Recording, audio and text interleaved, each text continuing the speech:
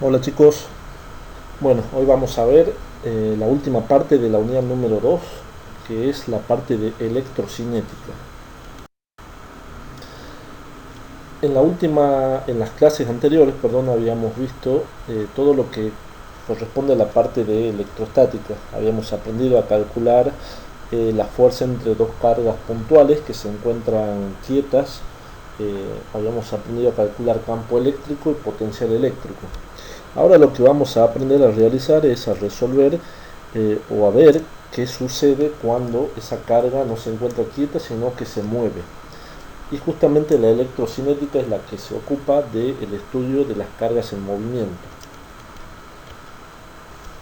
Una corriente eléctrica consiste en cargas en movimientos de una región a otra. Cuando este desplazamiento tiene lugar en una trayectoria de conducción, se forma una espiral cerrada. La trayectoria recibe el nombre de circuito. Ustedes más o menos tienen idea de a lo que nos referimos cuando hablamos de circuito. Un circuito es, justamente acá habla de un circuito que es una trayectoria de conducción que forma una circunferencia, por así decirlo, cuando queremos mencionar nosotros que estamos dentro de una trayectoria cerrada. Ahí tenemos un circuito eléctrico porque empieza en un lugar y termina en el mismo lugar. Fundamentalmente los circuitos eléctricos son un medio para transportar energía de un lugar a otro.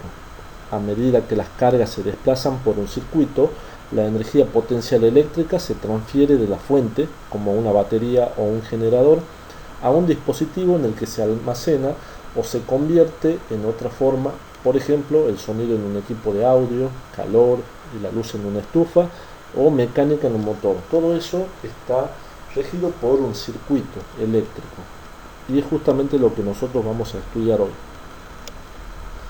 Para ello vamos a definir lo que es una corriente eléctrica. Vamos a seguir ampliando el concepto de corriente eléctrica. En forma general, una corriente eléctrica es todo movimiento de carga de una región a otra. ¿Sí? Una corriente eléctrica que se mueve, son las cargas, perdón, que se mueven de un punto hacia otro. ¿Cuál es la dirección de este flujo de corriente? Nosotros podemos tener esta dirección que es en el sentido positivo o en el sentido hacia la derecha, el desplazamiento de las cargas positivas, o bien en el sentido negativo. Pero ustedes ven ahí que tenemos en la flechita, en la flecha morada, la dirección o el flujo de corriente I, que siempre va en el mismo sentido que el campo eléctrico. Fíjense que ahí tienen el campo eléctrico E, que es un vector, y eso me indica a mí hacia dónde se dirige la corriente eléctrica. En la figura de la izquierda tenemos una corriente convencional, la cual se trata como un flujo de cargas positivas, sin importar si las cargas libres en el conductor son positivas, negativas o ambas. Y en la figura de la derecha es la corriente real, formada por electrones dentro de un conductor metálico, que sin embargo tiene la dirección de la corriente como si se tratara de un flujo de carga positiva. ¿Sí? Nosotros sabemos por la parte de química que los electrones son los responsables del paso de la corriente eléctrica, como así también de la transferencia del calor. Pero la dirección convencional es siempre en el sentido de las cargas positivas.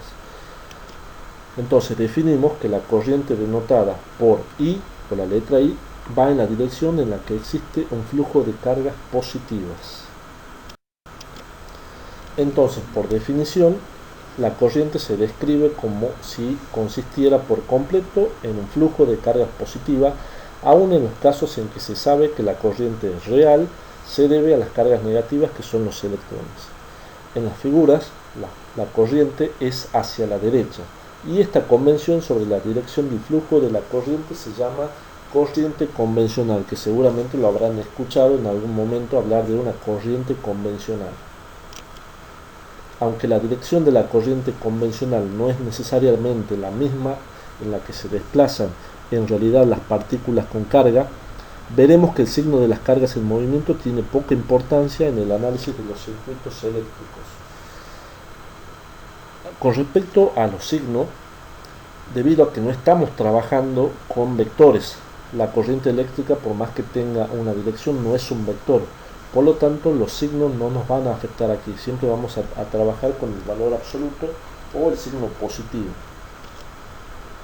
Aquí tenemos una fuente en donde tenemos el polo positivo y el polo negativo. La corriente tiene la dirección empezando del polo positivo y terminando en el polo negativo. La figura muestra un segmento del conductor por el que fluye una corriente. Por definición, consideramos que las cargas en movimiento son positivas, por lo que se mueven en la misma dirección que la corriente. Entonces, definimos la corriente I a través de un área de sección transversal A como la carga neta que fluye a través del área por unidad de tiempo. En términos matemáticos, la corriente eléctrica I se la define como la carga por unidad de tiempo. ¿Sí? Es los coulombios, que es la unidad de la carga, por segundo. La corriente no es un vector, es lo que dijimos en la diapositiva anterior.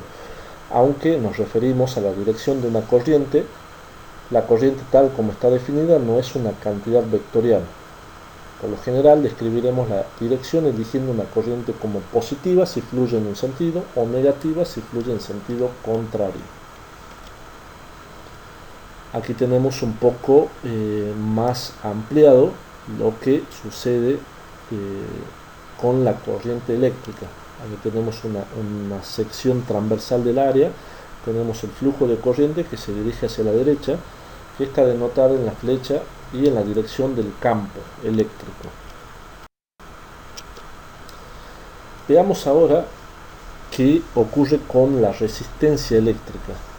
Cuando hablamos de resistencia eléctrica es justamente la capacidad que tiene un material para resistir o para impedir el paso de la corriente eléctrica.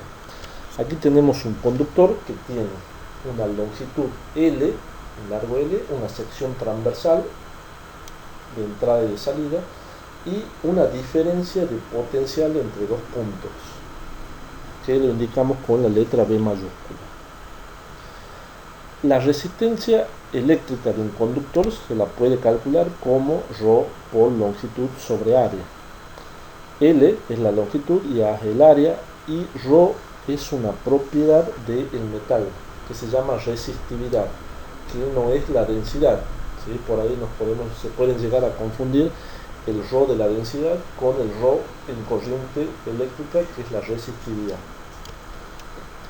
La ley de Ohm de la teoría de circuitos me dice que el potencial que hay entre dos puntos de un conductor va a ser igual a la cantidad de corriente que circula por ese conductor multiplicado por la resistencia. Esta relación recibe el nombre de la ley de Ohm y en esta forma se alude a una porción determinada del material y no a una propiedad general de la materia, y postula que la caída de potencial o voltaje en un conductor es igual al producto de la resistencia del mismo por la corriente I que circula por él. Y la unidad de resistencia es el ohm, y que es igual a 1 volt por ampere, volt sobre ampere. Otros enunciados de la ley de Ohm también se postula que la relación que existe entre la tensión aplicada entre dos puntos de un conductor y la intensidad de la corriente que circula entre los mismos es una constante que se llama resistencia eléctrica. Es decir, que en forma matemática lo vamos a ver como que la resistencia entre dos puntos de un material conductor va a ser igual a la diferencia de potencial entre esos dos puntos dividido la cantidad de corriente que circula por ese conductor. O también se lo puede encontrar como la corriente eléctrica I que circula por un conductor es directamente proporcional a la tensión aplicada B entre sus extremos e inversamente proporcional a la resistencia R que ofrece entre los mismos. En forma matemática, I es igual a B sobre L. Ambas ecuaciones que estamos viendo en esta diapositiva son iguales. Fíjense que la primera, R, es igual a B sobre I, y la última, I, es igual a B sobre L. Lo único que se hizo fue hacer un pasaje de término en la primera ecuación, donde I se encontraba dividiendo, pasó multiplicando al primer miembro y la resistencia que estaba multiplicando pasa dividiendo. Veamos los circuitos eléctricos de corriente continua. Un circuito eléctrico es un sistema interconectado de componentes como resistores, capacitores, inductores, fuentes de voltaje, fuentes de corriente, transformadores, motores, entre otros. Se supondrá para el análisis en corriente continua que los circuitos están en estado estacionario. ¿Qué quiere decir que los circuitos están en estado estacionario? Que las corrientes y las tensiones son constantes en magnitud y sentido con respecto al tiempo, ¿sí? Es decir, que si tenemos un potencial de 12 voltios, por ejemplo, ese valor no va a cambiar en todo el tiempo. Lo mismo con la corriente. Si tenemos una corriente de 2 amperes, esa corriente no va a cambiar a medida que pase el tiempo, salvo que pase por otra resistencia. Por eso nos referimos a corriente continua. Veamos el significado de lo que es una resistencia equivalente. Cuando conectamos todos los aparatos eléctricos y electrónicos en nuestra casa, lo que hacemos es conectarlos en una combinación en paralelo. Eso es lo más común. Ahora, entonces, dado un circuito resistivo cualquiera, la resistencia equivalente o total es aquella que puesta en lugar de una combinación de resistencia produce los mismos efectos, es decir, que absorbe la misma corriente. Entonces a la resistencia equivalente R o RT corresponde a lo siguiente. Resistencia equivalente de un circuito va a ser la diferencia o la caída de potencial entre dos puntos dividido en la cantidad de corriente total que circula por todo ese circuito eléctrico o por toda esa suma de circuitos. Nos fijemos aquí. Fíjense que aquí tenemos tres resistencias, ¿sí? o mejor dicho, tenemos un circuito eléctrico en donde tenemos tres resistencias. Una resistencia de 4 ohmios, una resistencia de 5 ohmios y una resistencia de 9 ohmios. Esas resistencias están conectadas a través de un potencial o una fuente que tiene una diferencia de potencial V a V. Fíjense que tenemos la parte positiva y la parte negativa. Desde la parte positiva sale una corriente I1, ¿sí?, que llega y atraviesa la resistencia de 4 ohmios. Y en ese punto la corriente se divide en dos partes. En una corriente I2 que va hacia arriba y en una corriente I3 que va hacia abajo. Luego en el punto D esas corrientes se juntan y vuelven a la parte o a la fuente de energía, en la parte negativa. La resistencia equivalente de este circuito sería o tendría esta forma, es decir que a todas esas resistencias que tenemos ahí, a las tres resistencias, la podemos agrupar en una sola y de esa manera determinar cuál es la resistencia equivalente. Ahora, veamos, donde V a V en ese circuito es la diferencia de potencial entre las terminales V a V, donde se quiere reemplazar por resistencia equivalente, e I es la corriente total que circula por dichos terminales. Para calcular una resistencia equivalente se supone una diferencia de potencial V a V a través de la red real. Se calcula la corriente I correspondiente y se obtiene la razón V a V. ¿Qué pasa cuando tenemos resistores en serie? Suponga que se tienen tres resistores o resistencias R1, R2 y R3. Cuando se conectan en secuencia dos o más elementos de circuito como resistores, baterías y motores con una sola trayectoria de corriente entre dos puntos A y B, se dice que están conectados en serie. Nos fijemos en esta figura, tenemos los tres aparatos que tienen tres resistencias, R1, R2 y R3. Si esas resistencias se encuentran, tienen una secuencia como la que estamos viendo en la figura, se dice que están conectados en serie. Y el punto A y el punto B es la diferencia de potencial que hay entre esos dos puntos. Fíjense que la corriente circula por la resistencia 1, por la resistencia 2 y por la resistencia 3. Entonces, esa corriente I no va a cambiar su valor, ¿sí?, cuando pase por 1, cuando pase por 2 y cuando pase por 3, porque es la misma. Ahora, la resistencia equivalente se dice que para un circuito en serie es, en este caso tenemos 3, va a ser la suma de R1 más R2 más R3. Ahora, si lo queremos poner en forma general, vamos a tener que la resistencia equivalente de un circuito de serie va a ser igual a la sumatoria de todas las resistencias o de las resistencias individuales. La resistencia equivalente es mayor que cualquiera de las resistencias individuales. Las resistencias individuales son R1, R2 o R3. Veamos qué sucede cuando los resistores se encuentran en paralelo, o cómo nos damos cuenta que tenemos resistores en paralelo. Se dice que los resistores R1, R2 y R3, dispuestos como lo muestra la figura, están conectados en paralelo entre los puntos A y B. Cada resistor ofrece una trayectoria alternativa entre los puntos.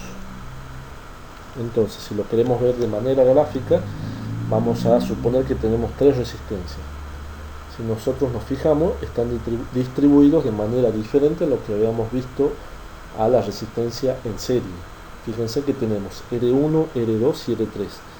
Y esas tres resistencias es como que se encuentran conectados a través del punto A y el punto B.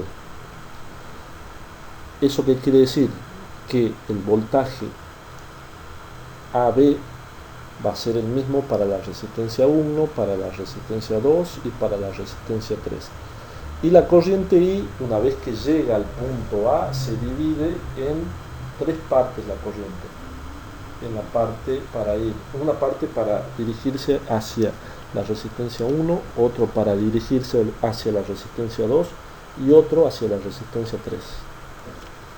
Para los elementos del circuito conectados en paralelo, la diferencia de potencial es la misma a través de cada elemento.